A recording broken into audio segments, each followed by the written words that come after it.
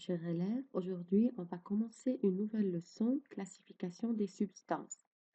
À la fin de cette vidéo, l'élève doit être capable de distinguer entre mélanges et substances pures selon leurs constants physiques, définir corps simple et corps composé, distinguer entre corps simple et corps composé selon leurs formules. Tout d'abord, préparez votre fichier de chimie et un crayon. Quel est le point commun entre les images de chaque groupe? Voici les images du groupe 1 et les images du groupe 2.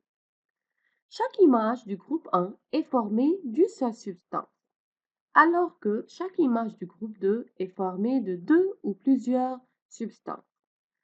Alors, les images, bien chaque image du groupe 1 représente une substance pure ou bien un corps pur, alors que chaque image du groupe 2 représente un mélange. Au laboratoire, on a deux flacons A et B contenant des substances incolores. L'un contient de l'alcool alors que le deuxième contient un mélange d'eau et d'alcool. Mais comment peut-on identifier les constituants de chaque flacon? Est-ce qu'on peut identifier les deux constituants selon leur couleur? Bien sûr non, puisque les deux constituants sont incolores. Est-ce qu'on peut les identifier selon leur goût? Aussi non, puisque quelques substances peuvent être toxiques et on ne peut pas les goûter. Alors, est-ce qu'on peut les identifier selon leur odeur? Aussi non, car peut-être ils sont toxiques et on ne peut pas les sentir. Sais-tu qu'on peut se référer au point d'ébullition pour distinguer entre une substance pure et un mélange? Mais comment? Une substance pure a un point d'ébullition fixe, c'est un point constant. Un terme important à savoir avant de commencer notre expérience, c'est le point d'ébullition. Le point d'ébullition, c'est la température à laquelle une substance change son état de l'état liquide à l'état gazeux. En commençant notre expérience, il faut chauffer le contenu de chaque bécher jusqu'à l'ébullition pour indiquer le point d'ébullition de chaque substance. Durant l'ébullition, les constituants du bécher A commencent à bouillir et la température reste constante à 78 degrés Celsius avec le temps. Alors, que représente cette température? Oui, c'est le point d'ébullition. Mais comment elle s'est variée? Le point d'ébullition reste constant durant le changement d'état. Alors, on peut conclure maintenant de quoi s'agit le contenu de bécher A. Est-ce que c'est une substance pure ou bien un mélange? Oui, c'est une substance pure. Alors que les constituants du bécher B commencent l'ébullition et la température augmente jusqu'à 100 degrés Celsius avec le temps. Alors, que représente cette température? Oui, c'est le point d'ébullition. Comment elle s'est variée? Le point d'ébullition ou bien la température d'ébullition ne reste pas constant durant le changement d'état. Alors, de quoi s'agit le contenu du bécher B? Est-ce qu'on parle d'une substance pure ou bien d'un mélange? Oui, c'est un mélange. La matière peut être classifiée en substance pure et mélange. Une substance pure est une substance qui contient un seul type de substance et elle a des propriétés physiques constantes qui ne changent pas, comme par exemple le point d'ébullition, alors que le mélange, il est formé de deux ou plusieurs substances pures et il faut savoir que les propriétés physiques d'un mélange sont variables. Est-ce qu'on peut classifier les mélanges en groupes? Rappelez-vous de l'EB7. Oui, on peut classer les mélanges. Un mélange peut être un mélange homogène ou bien hétérogène. Mélange homogène est formé d'une seule phase, comme on peut voir ici dans la figure, par exemple le thé avec du sucre, alors qu'un mélange hétérogène, il est formé de deux ou plusieurs phases, par exemple comme l'huile avec de l'eau. Et que pensez-vous quant aux substances pures? Est-ce qu'on peut les classifier dans des groupes? Maintenant, je veux vous présenter les images de quelques substances pures et dis-moi de quoi ils sont formés. C'est le sel, NaCl, de formule chimique NaCl, l'aluminium, Al, l'eau, H2O, et le dioxygène, O2. De quoi ils sont formés ces substances pures? Les substances pures sont formées des atomes des éléments. Si vous avez un tas de briques Lego, que pouvez vous faire avec eux? Vous pouvez laisser les briques Lego sans les combiner. Vous pouvez combiner les briques de même couleur pour former un modèle.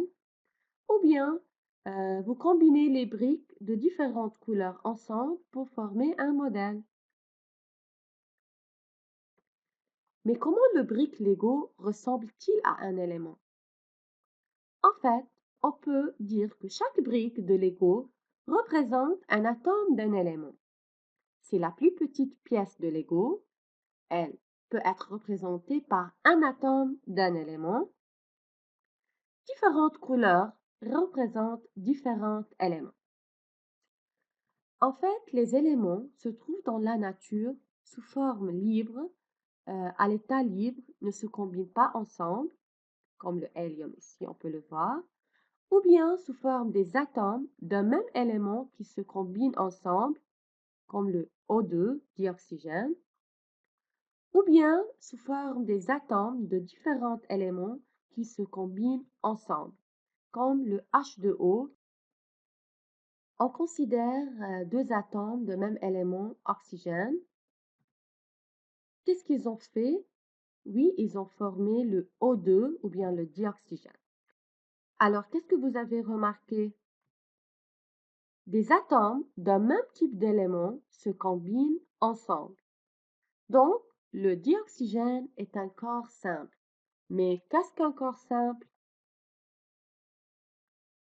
Un corps simple est un corps pur constitué d'un seul type d'élément.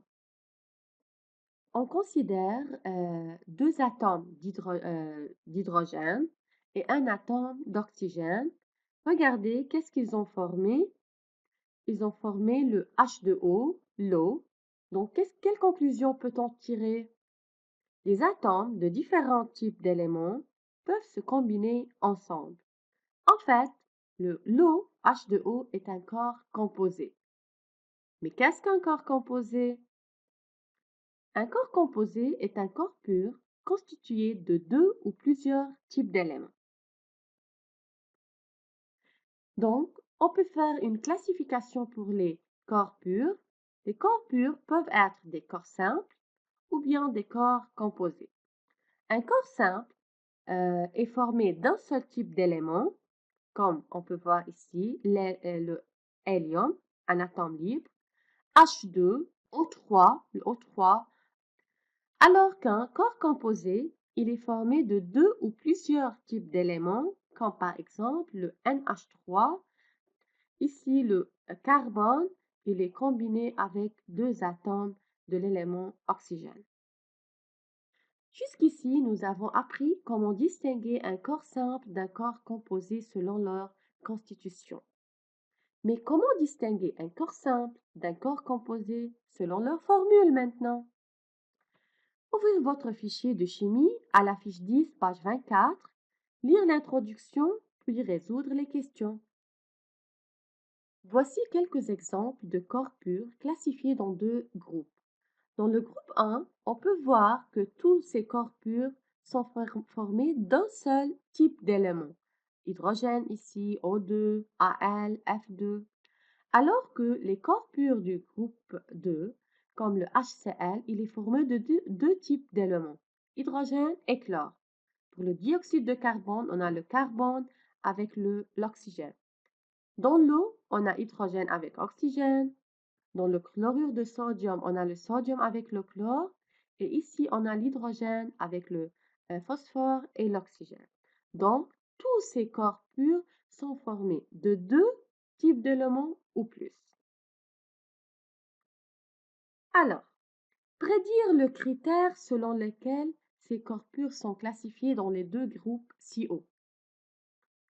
Oui, c'est le nombre des éléments ou types des atomes dans chaque groupe.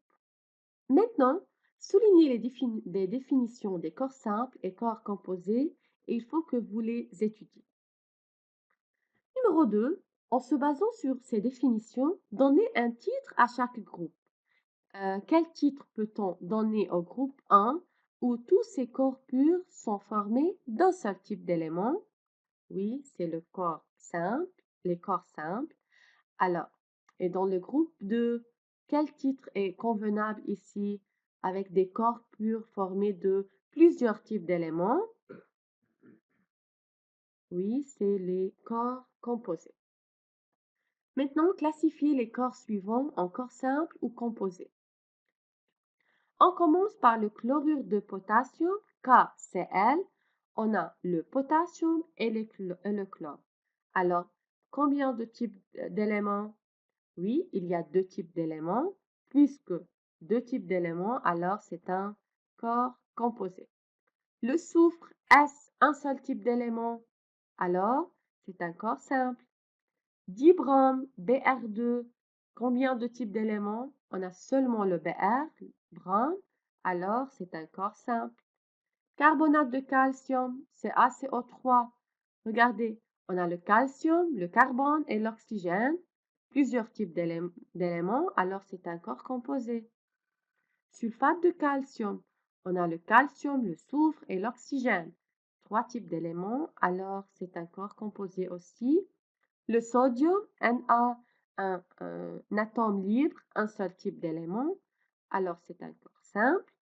Acide sulfurique, H2SO4, on a hydrogène, soufre et oxygène, alors plusieurs types d'éléments et on parle ici d'un corps composé. Résumé de tout ce qu'on a parlé dans cette vidéo, la matière peut être classifiée en corps purs et mélanges. Les corps purs peuvent être classifiés en corps simples et corps composés. Les mélanges peuvent être des mélanges homogènes et des mélanges hétérogènes. Les corps purs sont classifiés en corps simples et corps composés. Les corps simples sont des corps purs constitués d'un seul type d'éléments. Les corps composés sont des corps purs constitués de deux ou plusieurs types d'éléments. On peut distinguer entre les corps purs et les mélanges en se basant sur le constant physique, exemple le point d'ébullition. On a dit que durant le changement d'état de l'état liquide à l'état gazeux, le point d'ébullition des corps purs reste constant. Merci chers élèves pour votre attention. Au revoir.